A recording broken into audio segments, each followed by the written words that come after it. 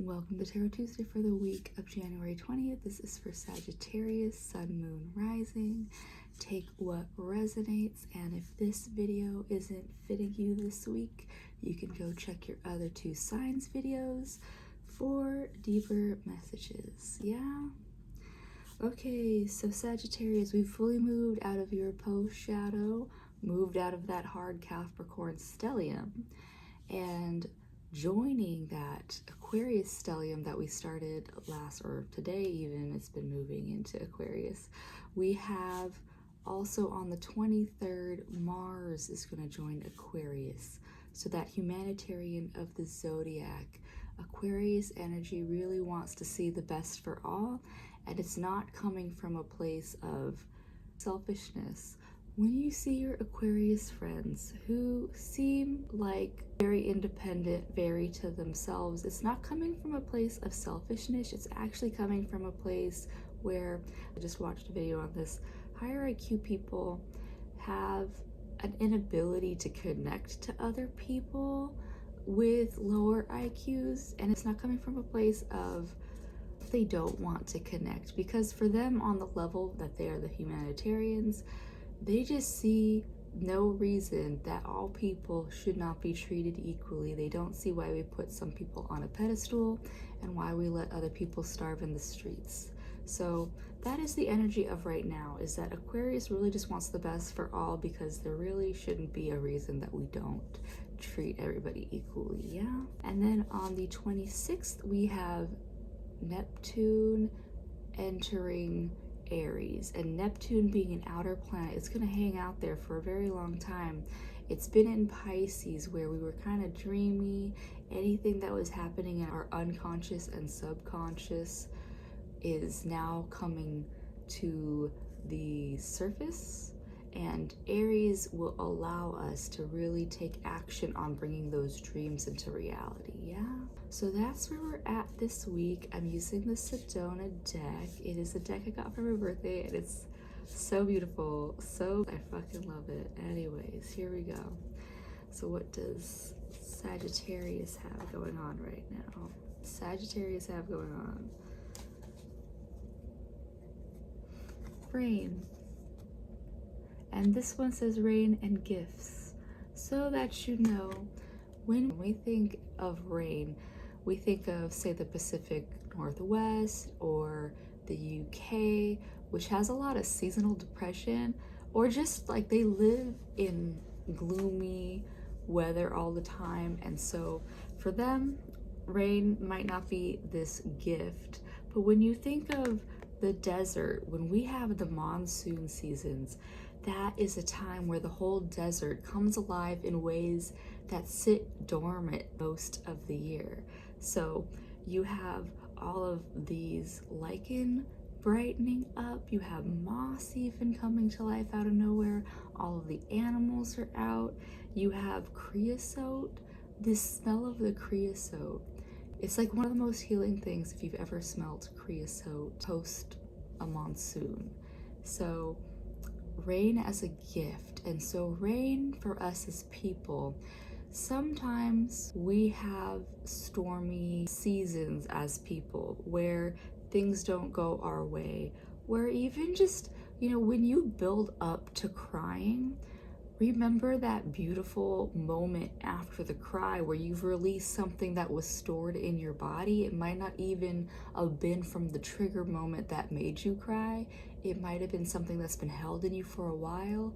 So it's that breath of fresh air that comes after a good cry. I don't know what that's going to look like for you, Sagittarius, but that's what it is. You also have Coyote. Look, it's in my heart. Oh, Coyote, crazy wisdom.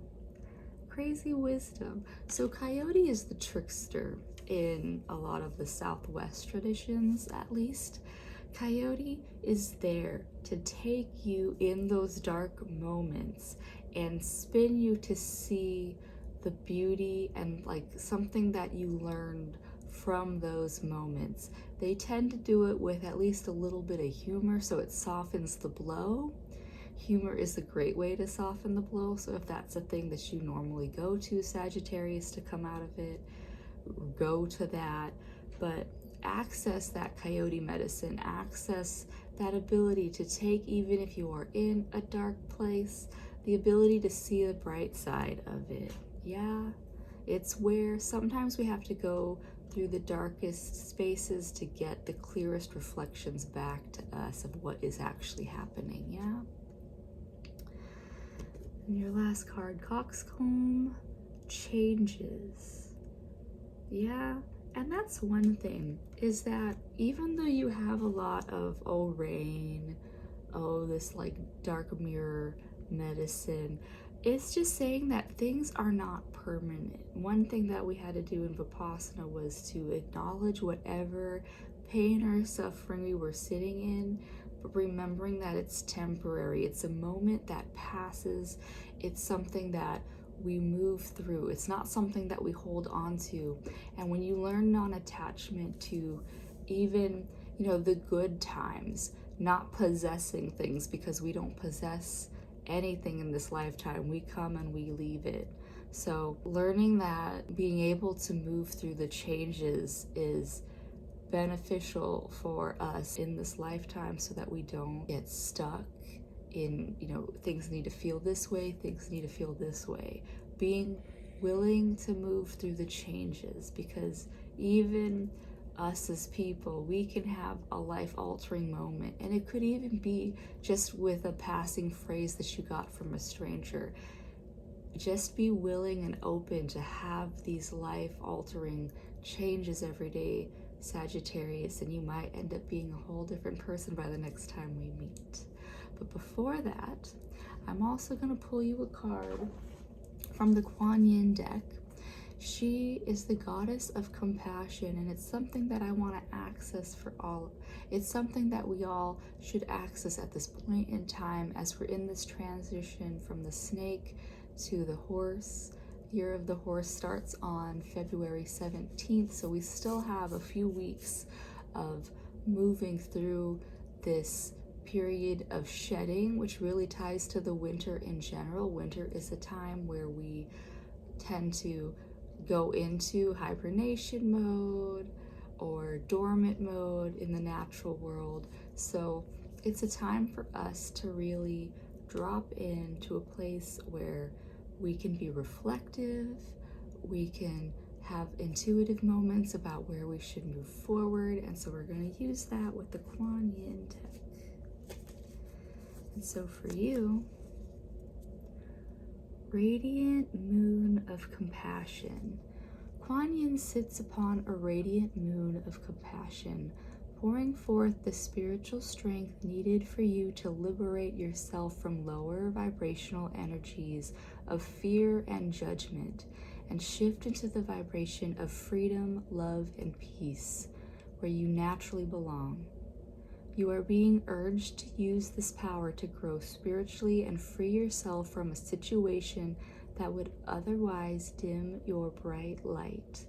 So Sagittarius, really, this is the last moment of shedding whatever the rains are bringing up for you. It's doing that so that you can shed and become your highest, most spiritual, vibrant self right now. It's great. It's a great way to move into that year of the horse. So that was your reading this week, Sagittarius. I hope that helped, and I'll see you next week. Bye.